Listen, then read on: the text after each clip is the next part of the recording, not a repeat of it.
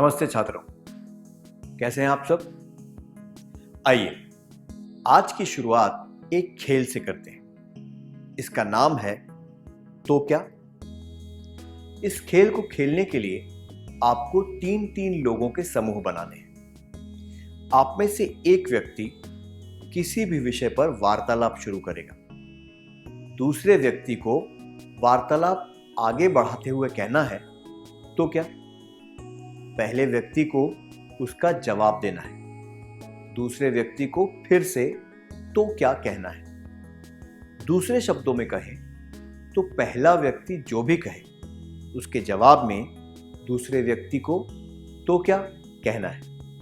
तीसरे व्यक्ति को केवल वार्तालाप सुनना और देखना है। नल चल रहा है तो क्या? मटके में पानी भर रहा है तो क्या?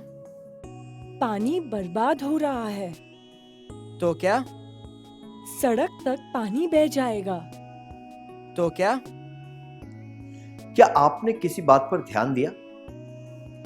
दोहराए जाने वाले प्रश्न के जवाब में अगर पहला व्यक्ति कोई उचित जवाब ना दे या कुछ नहीं कहे या फिर बिना तर्क का जवाब दे तो वो खेल से बाहर हो जाएगा। फिर तीसरे व्यक्ति को वार्तालाप आगे बढ़ाना है। उदाहरण के लिए इसे देखें। नल चल रहा है तो क्या? मटके में पानी भर रहा है तो क्या? पानी बर्बाद हो रहा है तो क्या? सड़क तक पानी बह जाएगा तो क्या? कीचड़ में मच्छर पैदा होने लगेंगे तो क्या? मच्छर हमें काटेंगे तो क्या? मलेरिया फैलेगा तो क्या? हम बीमार पड़ेंगे तो क्या? हम कोई भी काम नहीं कर पाएंगे तो क्या? कुछ नहीं। क्या आपने ध्यान दिया? एक समय ऐसा आता है जब पहला व्यक्ति कोई जवाब नहीं दे पाता और वो खेल से बाहर हो जाता है। फिर तीसरा व्यक्ति उस वार्तालाप को आगे बढ़ाता है। मुझे यकीन है कि आप खेल के नियम समझ गए होंगे। क्या हम खेल शुरू करें? आपकी मदद के लिए स्क्रीन पर कुछ संकेत दिए जाएंगे। प्रत्येक समूह इनमें से एक संकेत को चुनकर खेल शुरू कर सकता है। सड़कों पर बहुत कचरा पड़ा रहता है। पेड़ कट रहे हैं। 1 महीने के बाद वार्षिक परीक्षा शुरू होगी। सड़क पर वाहनों की संख्या बढ़ गई है।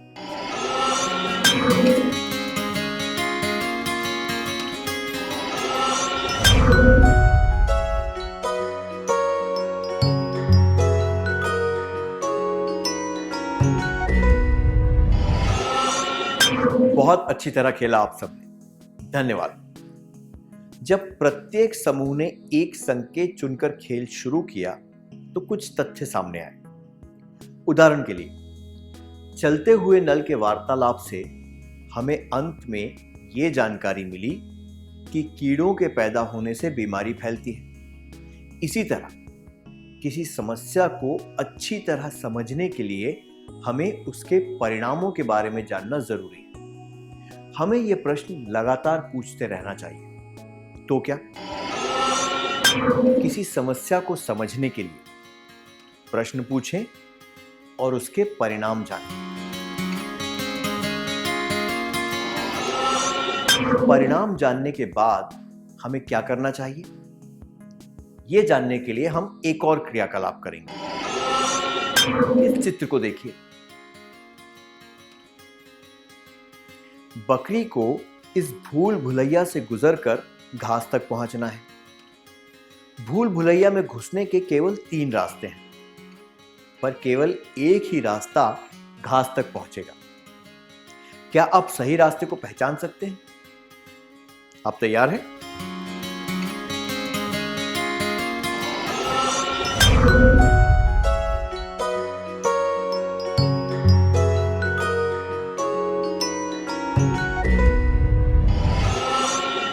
जिन्होंने इसे हल कर लिया उन्हें बधाइयां।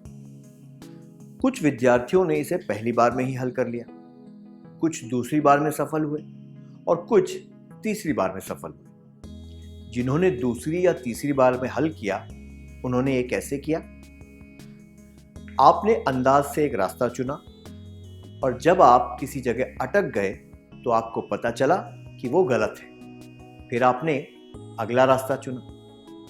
जिन्होंने पहली बार में ही सही रास्ता पहचान लिया, वे घास तक पहुंच गए। सही रास्ते को पहचानने का क्या कोई और तरीका हो सकता है?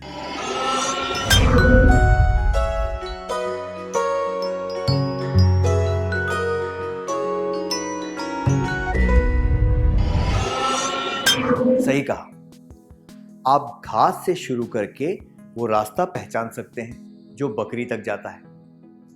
इसे हल करने का ये आसान तरीका है। इसे कहते हैं परिणाम से कारण वाली पद्धति या फिर अंत से आरंभ वाली पद्धति। मतलब कि अगर हम परिणाम से समस्या के आरंभ का रास्ता ढूंढना शुरू करें तो हम समस्या का हल ढूंढ सकते हैं। क्या अब हम एक क्रियाकलाप करें? आपको स्क्रीन पर एक और भूल भुलैया दिखाई जाएगी। एक कुत्ते का पिल्ला है और खाने तक पहुंचने के लिए उसके पास 3 रास्ते हैं, पर एक ही रास्ता सही है। क्या आप कुत्ते को उसके खाने तक पहुंचा सकते हैं? आप तैयार हैं?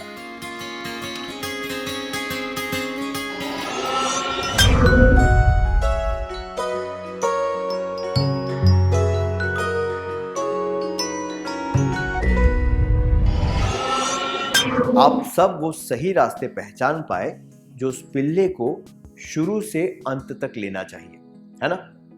सभी को बधाई हो। जीवन की भूल भुलैया में समस्या शुरुआत है और उसके परिणाम अंत है। सही रास्ता पहचानने के लिए हम घास से यानी कि अंत से लेकर बकरी तक यानी शुरुआत तक गए। इसी तरह अगर हम अंतिम परिणाम से प्रश्न पूछते रहेंगे तो हम समस्या का हल ढूंढ पाएंगे। आइए इसके बारे में और जानते हैं। आइए हम वार्तालाप वाला खेल देखते हैं जो हमने शुरुआत में खेला था। हमने देखा कि पानी बर्बाद करने से बीमारी फैलती है। आइए अब अंत से शुरू करते हुए एक के बाद एक प्रश्न पूछते हैं। हमें बीमारी को फैलने से रोकना है। इसके लिए क्या करना चाहिए? हमें मच्छरों को पैदा होने से रोकना होगा। इसके लिए क्या करना चाहिए? पानी जमा नहीं होने देना है। इसके लिए क्या करना चाहिए? पानी बर्बाद नहीं करना है। इसके लिए क्या करना चाहिए? पानी की बर्बादी को रोकना होगा। इसके लिए क्या करना चाहिए? पानी भरने के बाद नल को अच्छी तरह बंद करना चाहिए। इस वार्तालाप के जरिए हम एक हल ढूंढ पाए जो है पानी बर्बाद न करना। ये हल हमें इस परिणाम से मिला, बीमारी का फैलना। इसलिए किसी समस्या से निपटने के लिए हमें पूछना चाहिए इसके लिए क्या करना चाहिए और हल तक पहुंचना चाहिए। अब एक और क्रियाकलाप करेंगे। हम जीवन में कुछ हासिल करना चाहते हैं। हम वो हासिल करने के लिए मेहनत करते हैं। आपको स्क्रीन पर कुछ ऐसे लक्ष्य दिखाए जाएंगे। कृपया जोड़े बनाकर बैठें और इनमें से कोई भी एक लक्ष्य चुन लें। आपको लगातार यह प्रश्न पूछना है, इसके लिए क्या करना चाहिए? उदाहरण के लिए, आप परीक्षा में अच्छे अंक प्राप्त करना चाहते हैं। आप उसके लिए मेहनत कर रहे हैं। आपके लक्ष्य का परिणाम है मुझे परीक्षा में अच्छे अंक मिलेंगे। अब आप में से एक व्यक्ति इस लक्ष्य के वांछित परिणाम बताता रहेगा और दूसरा व्यक्ति पूछता रहेगा कि इसके लिए क्या करना चाहिए। जब तक लक्ष्य प्राप्त ना हो जाए तब तक आपको प्रश्न पूछते रहना है। कृपया याद रखें कि लक्ष्य को प्राप्त करने के लिए हमेशा सकारात्मक तरीका अपनाना ही उचित होता है। क्या हम शुरू करें? मैं कबड्डी का अच्छा खिलाड़ी बनूंगा। मैं कबड्डी की अच्छी खिलाड़ी बनूंगी। मैं अपने माता पिता की अच्छी बेटी बनूंगी। मैं अपने माता पिता का अच्छा बेटा बनूंगा। मैं अपने खाली समय का सदुपयोग करूंगा। मैं अपने खाली समय का सदुपयोग करूंगी।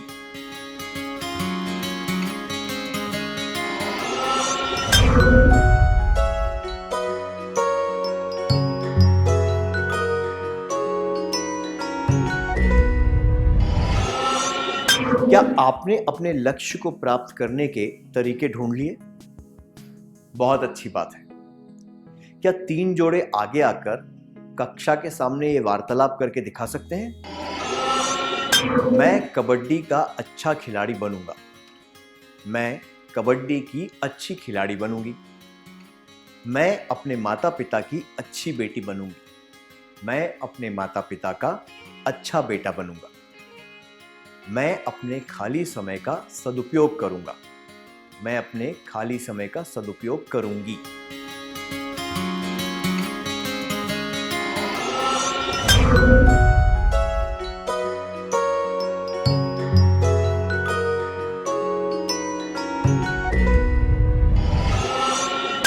इस पद्धति को अच्छी तरह समझने के लिए और अपने लक्ष्य को प्राप्त करने के सही तरीके ढूंढने के लिए बधाइयां।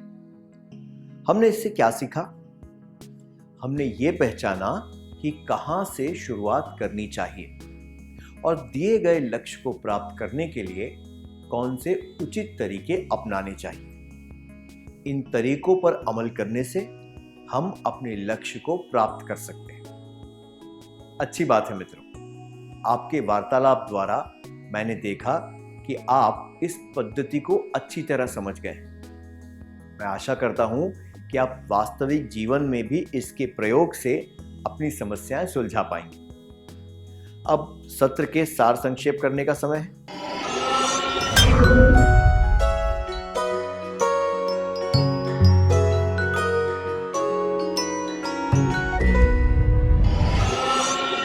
किसी समस्या को समझने के लिए प्रश्न पूछें और उसके परिणाम जानें। किसी समस्या से निपटने के लिए हमें पूछना चाहिए इसके लिए क्या करना चाहिए और हल तक पहुंचना चाहिए। बहुत अच्छे। अब हम थोड़ा गृह कार्य लिख लेते हैं ताकि ये बातें हमें अच्छी तरह याद रहें।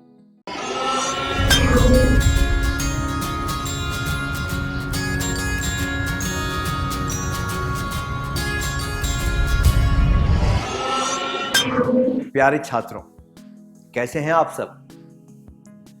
पिछले सत्र में हमने तो क्या और इसके लिए क्या करना चाहिए प्रश्न पूछने सीखे थे, जिससे हम समस्या का परिणाम और उसका हल ढूंढ सकें।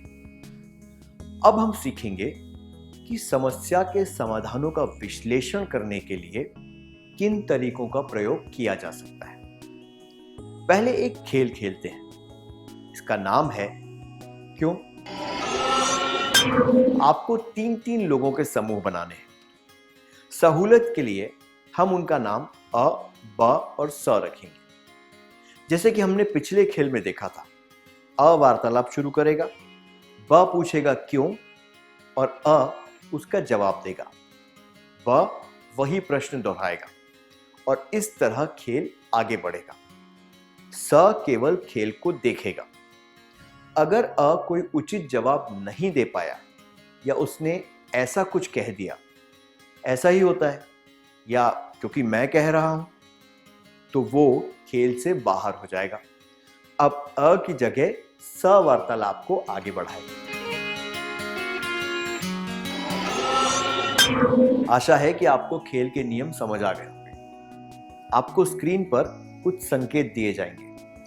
आप किसी भी एक संकेत को लेकर वार्तालाप शुरू कर सकते हैं। शुरू करें। मुझे भूख लग रही है। मुझे घर जाना है। मुझे नींद आ रही है।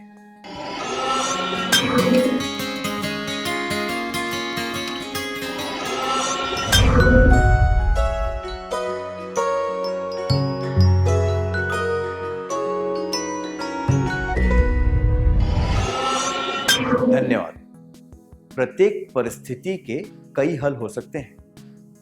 आपको कौन सा हल चुनना चाहिए? कौन सा हल सबसे उचित है? इन प्रश्नों के जवाब पाने में क्यों पद्धति हमारी मदद कर सकती है। आइए एक परिस्थिति में हम इसका प्रयोग करते हैं। आप अपने दोस्त के साथ कपड़ों की दुकान पर गए। आपने 300 रुपए के कपड़े खरीदे और दुकानदार को 500 रुपए का नोट दिया। कुछ देर बाद आपको ध्यान आया कि दुकानदार ने आपको 200 रुपए लौटाने की जगह 250 रुपए दे दिए।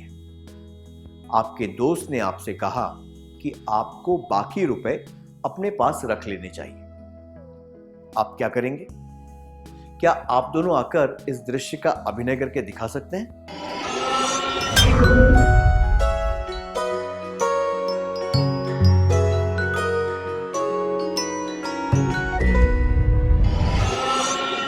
बहुत अच्छा था, धन्यवाद। यहां पर समस्या क्या है?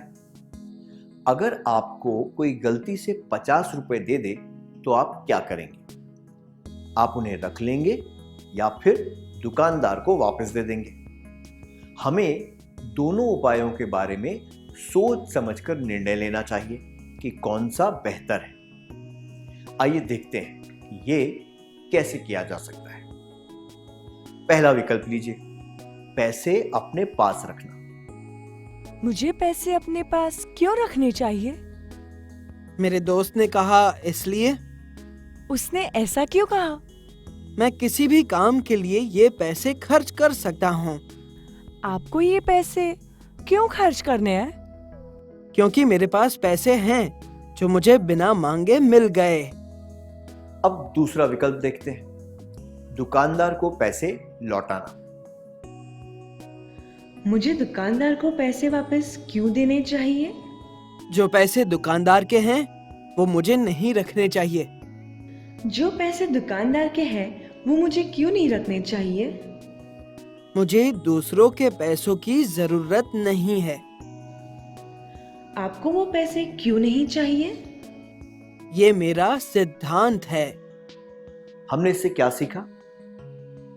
पहले विकल्प से यह दृष्टिकोण सामने आता है कि मेरे पास कुछ पैसे हैं, ये मैंने नहीं लिए पर मेरे पास आ गए, इसलिए मैं इन्हें किसी भी तरह खर्च कर सकता हूं। मुझे किसी को भी जवाब देने की जरूरत नहीं है। दूसरे विकल्प से यह दृष्टिकोण सामने आता है, पैसे मेरे पास बिना मांगे आए, फिर भी मुझे ये खर्च नहीं करने चाहिए क्योंकि ये मेरे नहीं है।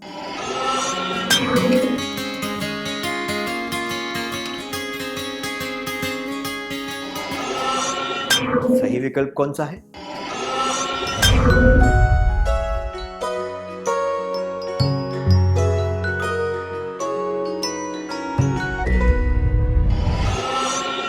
अपने जवाब देने के लिए धन्यवाद। दूसरा विकल्प, दुकानदार को पैसे वापस देना सही है और उचित भी।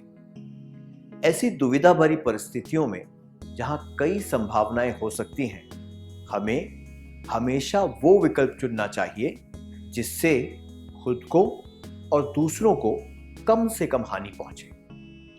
तो हमें सब तरह के हलों को सोच समझकर देखना चाहिए और वो हल चुनना चाहिए जिससे खुद को और दूसरों को हानि ना पहुंचे।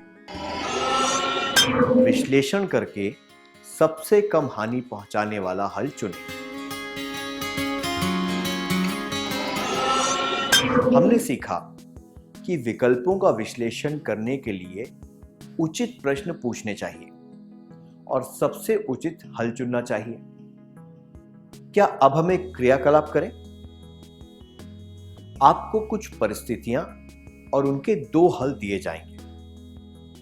कृपया जोड़े बनाकर बैठ जाइए और एक परिस्थिति को चुनिए। फिर विश्लेषण पद्धति के प्रयोग से सबसे उचित हल चुनिए। क्या हम शुरू करें? परिस्थिति, हल। परीक्षा में एक दोस्त ने आपसे एक उत्तर नकल करने को कहा। 1. मैं उससे नकल करूंगा, करूंगी। 2, मैं उससे नकल नहीं करूंगा, करूंगी। आप बस में बैठे हैं और एक वृद्ध व्यक्ति खड़ा है क्योंकि बैठने की जगह नहीं है। 1, मैं उसे अपनी सीट दे दूंगा, दे दूंगी। 2, मैं उसे अपनी सीट नहीं दूंगा, नहीं दूंगी। आपको पेन बहुत पसंद है। कक्षा के फर्श पर आपने एक सुंदर पेन पड़ा हुआ देखा। 1, मैं वो पेन अपने पास रख लूंगी या रख लूंगा। 2, मैं वो पेन नहीं लूंगा या नहीं लूंगी।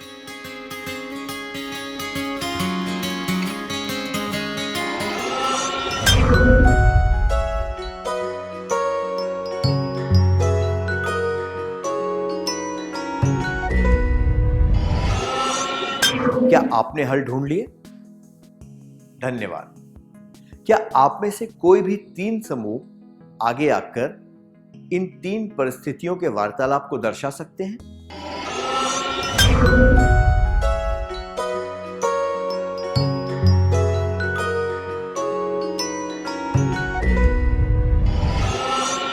प्रश्न उत्तर को दर्शाने के लिए धन्यवाद। इससे पता चलता है कि आपने इस पद्धति को अच्छी तरह समझ लिया है। अब तक हमने देखा कि ये पद्धतियां इसके लिए क्या करना चाहिए और क्यों समस्या को समझने में, परिणाम जानने में और हल ढूंढने में मदद करती हैं। अब हम देखेंगे कि इस पद्धति से बुरी आदतों से कैसे छुटकारा पा सकते हैं। सबसे पहले क्यों पद्धति।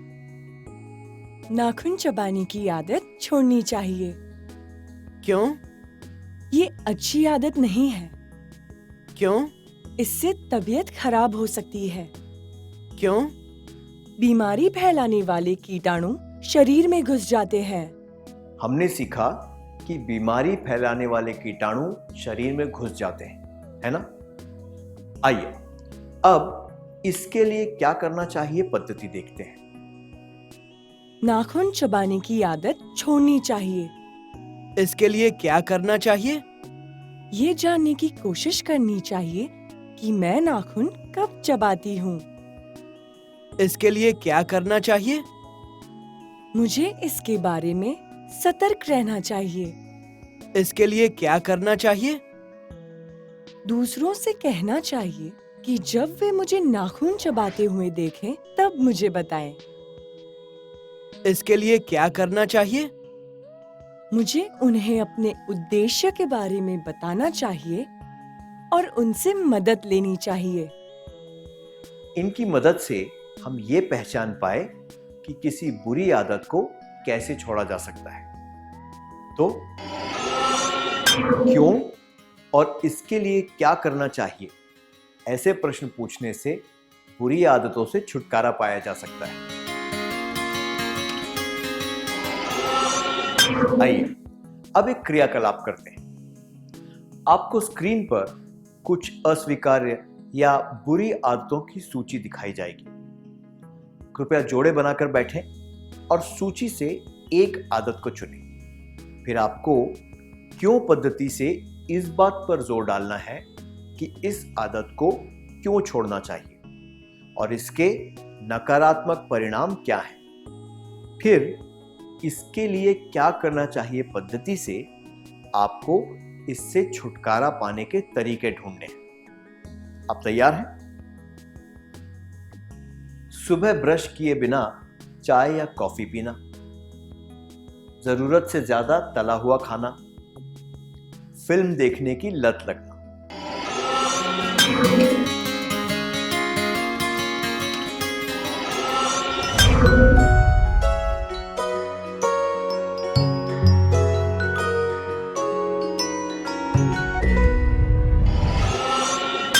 बहुत अच्छा किया आप सबने, धन्यवाद। बुरी आदतों को छोड़ने के लिए इन पद्धतियों का प्रयोग करते समय हमने कुछ उचित बातें सीखी। ये हैं परिणाम जानना, सतर्क अथवा जागरूक रहना, जरूरत पड़ने पर दूसरों से मदद लेना।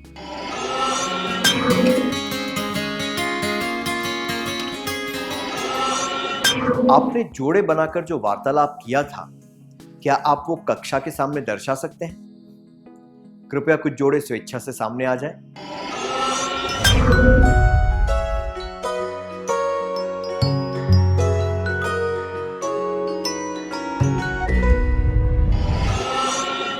आपने बहुत अच्छी तरह दर्शाया। मैंने देखा कि आप इस पद्धति को अच्छी तरह समझ गए। मैं आशा करता हूं कि आप वास्तविक जीवन में भी समस्याओं को हल करने के लिए इनका प्रयोग करेंगे। अब सत्र का सार संक्षेप करने का समय है।